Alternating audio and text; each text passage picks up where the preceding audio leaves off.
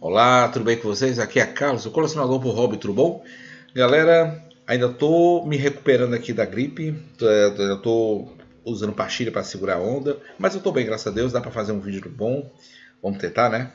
E gente, hoje eu queria falar a respeito de algo que eu vi aqui, chegou no meu Zap Zap da vida, da loja que eu compro quadrinhos, e eles anunciaram as coisas que eles estavam vendendo. Entre elas, eu vi um quadrinho do qual eu disse assim, cara, como é que ainda tem gente que quer ler isso? E isso que me fez pensar sobre os 5 piores quadrinhos que eu já li na minha vida. É mais ou menos é a minha humilde opinião.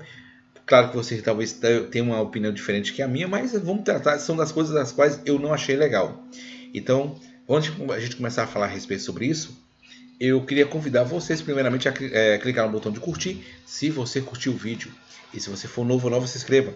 Fique sempre à vontade. Muito obrigado pela sua atenção e bora nessa.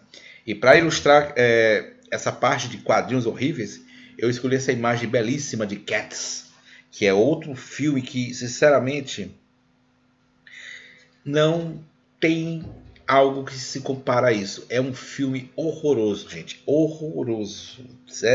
Então, eu escolhi bem a imagem para falar sobre isso. Vamos lá, gente. Na quinta posição, né, de uma escala, eu escolhi Batman, a saga Silêncio. Por que eu escolhi isso? Cara, porque, vamos lá, é um quadrinho do qual eu é a prova viva de que com um quadrinho, nem sempre uma arte boa salva uma história completa. E é a prova disso, gente. Porque, vamos lá, é um quadrinho horroroso, no sentido de história. É escrita pelo Jeff Loeb. Eu acho que ele não estava no seu melhor momento. Pensando assim, no momento de que quando eles conceberam a história, é porque assim, dizem que o Loeb gosta de perguntar para o seu desenhista, tipo assim, quem você gostaria de trabalhar para a gente pensar uma história e tudo mais? E falou assim: ah, queria pensar. Foi o Dilinho, o cara que ia trabalhar, desenhar. Ele falou: olha, eu queria trabalhar com toda a galeria de vilões. Aí fez essa salada meio estragada, porque é uma história que você. Tem momentos que você não entende por que uma coisa é outra. É, o Batman está enfrentando o Ra's al Ghul no deserto. Aí, quando na próxima página ele chega lá onde a, a Selina Kyle tá mantendo presa a filha do Ra's al Ghul, a Thalia. Então, gente, é umas coisas assim, esse entre outras, né? E ainda matar o Harold, o cara que o construtor lá do Batman, cara, ele matou o Harold. Então, assim, é uma história que eu acho horrorosa nesse sentido. Esse quadrinho está fazendo 20 anos. 20 anos foi publicado no Brasil. Ele fez 20 anos no ano passado, em 2022. Porque ele foi publicado, publicado em 2002. E esse ano vai ser comemorado os 20 anos que foi publicado aqui no Brasil. E, se não me engano, foi julho ou agosto. E, gente, sinceramente, foi a porta de entrada para muitas coisas boas, mas essa história especificamente foi uma das piores. Então, por isso eu digo na minha quinta posição, Batman Silêncio. Na quarta, nós temos essa história fantástica escrito desenhada pelo John Romita Jr. E é por conta dele que eu acho que essa história, não só dele, mas também da história em si, fez com que não fosse uma história muito boa. Um caos que eu vou contar aqui para vocês. Eu comprei esse quadrinho no centro da cidade. Eu estava voltando para casa de ônibus, comendo chocolate e lendo essa revista.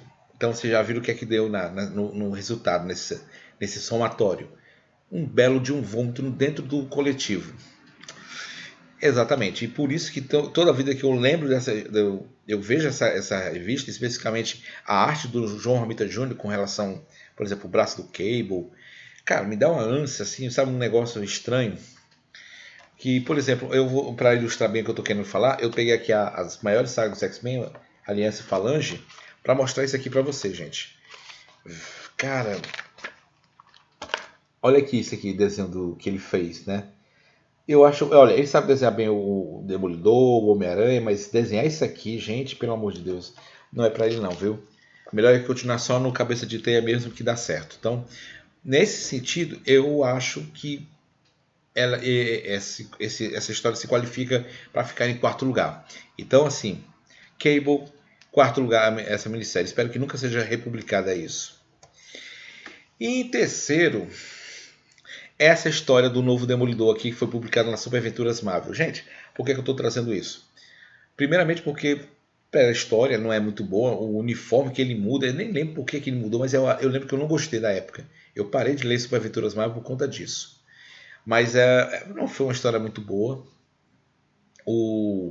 Ele muda o uniforme que eu até achava, gente, para vocês terem ideia, eu achava que o Demolidor, esse especificamente, era o Demolidor 2099, por causa da época, né, do Homem-Aranha 2099, X-Men 2099.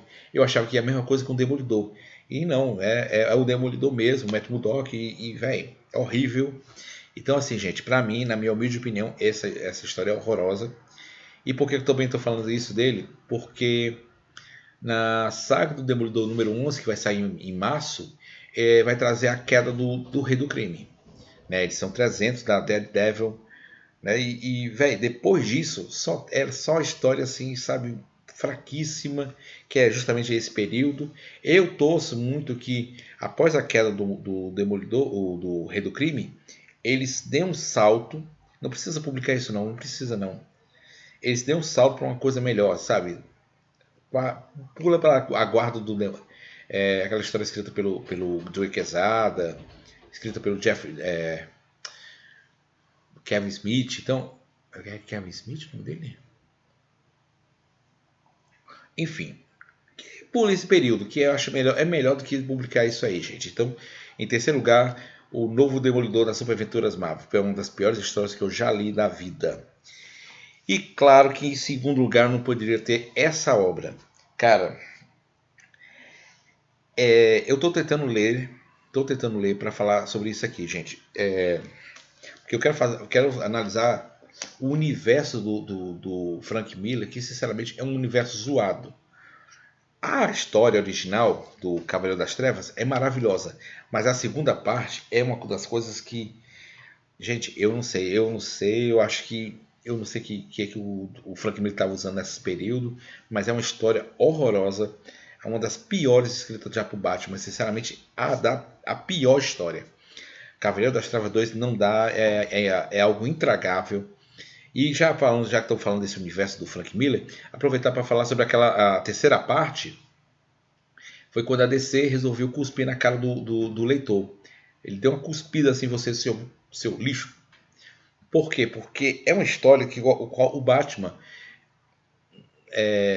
o Batman acaba sendo levado ao Poço de Lázaro. Então aquele senhorzinho, né, que usa um exoesqueleto para eu acho que é uma armadura para poder lutar contra as ameaças. Ele cai no poço, ele rejuvenesce. Então pronto.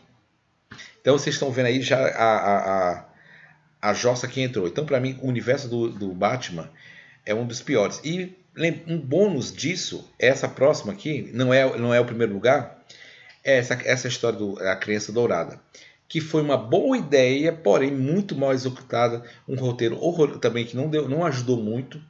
E que sinceramente não precisava ter essa história. Sinceramente era algo que dispensava. Vale a pena pela arte, né? A arte tudo bem, mas a história horrível, horrível, horrível.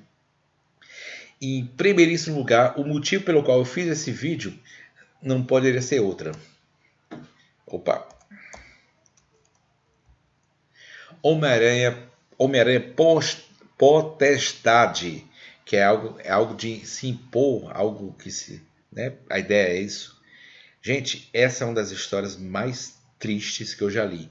Tem alguns filmes do qual eu me recuso a ver, pela questão de tristeza. Por exemplo, O Campeão, quem for mais velho vai lembrar desse filme, que é um lutador, ele tem um filho, ele infelizmente morre no final, e aí só vale a ver a dublagem, pela dublagem brasileira, que é o garotinho gritando, campeão, campeão, é uma coisa triste, tristíssima. Então esse é um dos filmes que eu não vejo, é esse,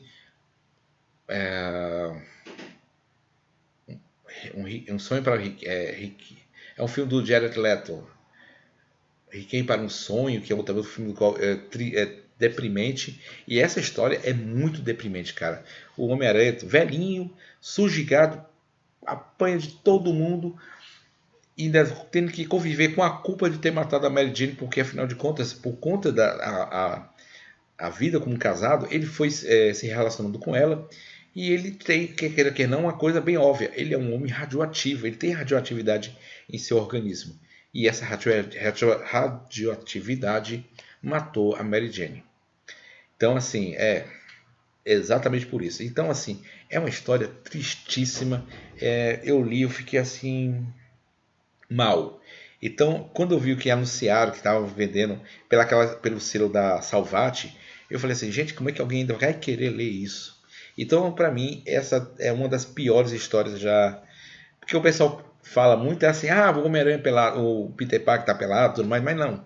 É a história em si, é muito, muito triste, é algo do qual não acho legal de se ler. Então, gente, basicamente é isso. As cinco piores HQs que eu já li. Tem algumas outras que ficaram de fora, mas eu quis eleger essa e especificamente essa principal como a pior história que eu já li na minha vida.